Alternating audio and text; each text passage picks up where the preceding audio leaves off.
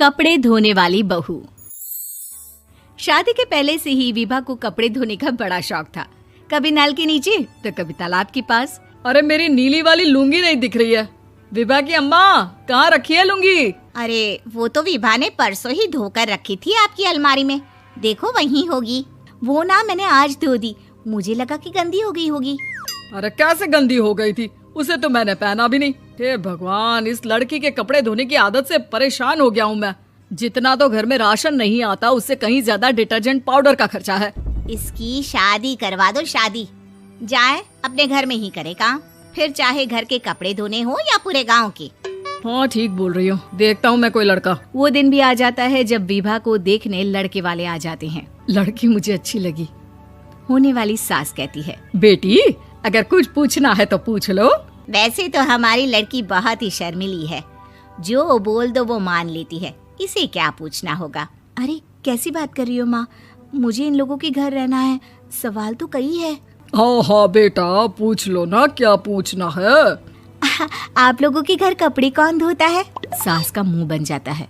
देखो, अगर तुम ये कहना चाहती हो कि तुम्हें कपड़े धोने नहीं आते तो सुन लो, कपड़े मैं ही धोती हूँ, लेकिन तुम्हारे आ जाने के बाद मैं रुमाल तक नहीं धोऊंगी। अरे चुप रहना भाग्यवान, बहू बेचारी घर आई नहीं, उसे डराना शुरू कर दिया। वो क्या है ना बिटिया, अभी तक तो ये कल्लू की माँ ही धोती थी, लेकिन अब तुम्हारे पापा तो दहेज में वॉशिंग मशीन देंगे ही।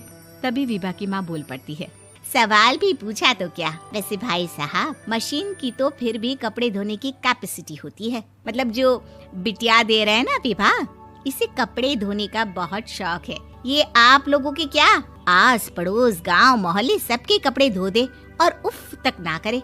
बाहर देखा नहीं आपने कितने कपड़े सूख रहे हैं? सब हमारी बिटिया ने ही तो धोए हैं। बस भी करो ना माँ, शर्म आ रही इतनी तारीफ सुनकर। और तो और एक दाग निकाल कर दिखाओ तो मान जाऊं। हाँ अच्छा, माफ करना बेटा, मैंने गलत समझा।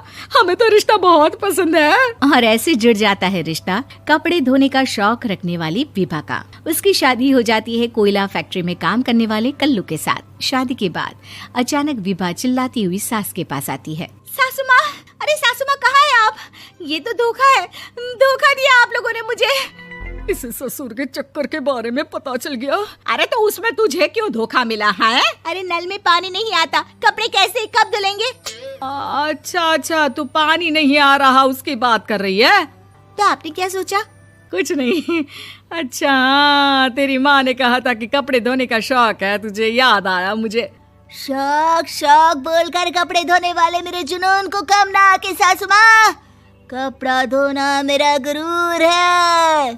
तभी पति भी वहाँ आ जाता है। अभी मैंने इसे सनी देओल की फिल्म दिखाई है, उसी के डायलॉग मार रही है माँ। अच्छा सुन, साफ साफ बता रही हूँ, पानी सुबह 4 से 6 और शाम को 10 से 12 आता है, समझी?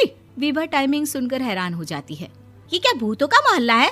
सुबह 4 बजे उठकर कौन कपड़े धोता है? 4 बजे टंकी में पानी जाता है, फिर सारा दिन धोना ना, किसने मना किया?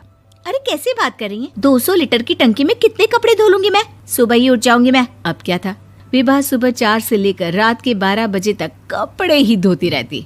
एक रोज सास पड़ोस से निकलकर कहीं जा रही होती है कि साथ वाली कहती है, हाँ कल्लू की माँ, जरा ये बताओ कि 2 साड़ी है, 2 ब्लाउज और एक पेटीकोट और एक नाड़े वाला लंबा कच्छा।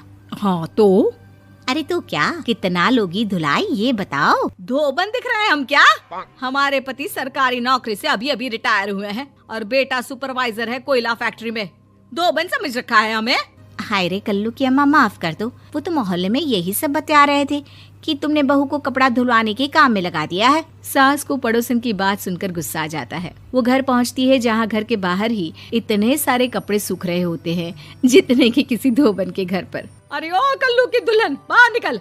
माँ जी यहीं आ जाओ, बाथरूम में चादर धो रहे हैं हम। अरे अभी हम धोते हैं, तुमको बाहर निकलो। ये आस पड़ोस वाले बोल रहे हैं कि हम बहू से कपड़े धुलवा कर उसे कपड़ा धोने वाली बना दिए हैं। अरे छोड़ो ना माँ जी, किन लोगों की बातों में आती हो? आस पास के लोगों का तो काम ही होता है कि वो किसी तरह सास बहू को लड़ा दे। बहू सारे घर के कपड़े धोती है, ये क्या कम है? बोलिए। सास को भी लग जाता है कि वो बहू का ये सनकीपन नहीं छुड़वा सकती, इससे अच्छा है कि खुद ही चुप हो जाए। एक रोज सास और बहू मंदिर जाते हैं, जहाँ सास की साड़ी वहाँ खड़ी भीख मांगने वाली से मिलती है। माँ जी क्या बात है, आपकी साड़ी उस भिखारन से कितनी मिल रही है ना? हाँ हाँ, देखो तो दोनों की साड़ी मिल रही है। क्या बात है कल्लू की अम्मा, तुम खुद को तो अफसर की बीवी बताती हो और ऐसी सिंपल सी प्लेन साड़ी पहनकर घूमती हो। सिंपल और प्लेन नहीं है ये साड़ी। तो क्या सोने के धागे से फूल बने हैं? कुछ भी सासू माँ, कुछ भी। हाँ, बने थे इस साड़ी में सोने के धागे से फूल। मेरे पति लेकर आए थे मद्रास से स्पेशली मेरे लिए 10,000 की। ताहे भाई साहब इस भिखारन के लिए भी सेम टू सेम साड़ी लेकर आए होंगे 10,000 की। सास उस वक्त कुछ नहीं कहती, लेकिन बहू के साथ घर आती है और अलमारी से एल्बम निकाल कर लाती है। ये साड़ी देख रही है, ये वही साड़ी है जिसे मैंने अभी पहना था। इस साड़ी में ये जो चमकदार फूल दिख रहे हैं ना, ये सोने के धागों से काढ़े गए हैं। लेकिन तू लोकल वॉशिंग मशीन ब्रश से घिस घिस कर सारे फूलों को निकाल कर साड़ी प्लेन कर दी। मुझे माफ कर दीजिए सासू माँ। और तो और, जब मैंने तुझे तेरी गलती के लिए कुछ नहीं कहा, लेकिन तूने तो सबके सामने मेरा मजाक ही बना दिया। क्यों? बहू को समझ में आ जाता है कि अब से उसका कपड़े धोना बंद।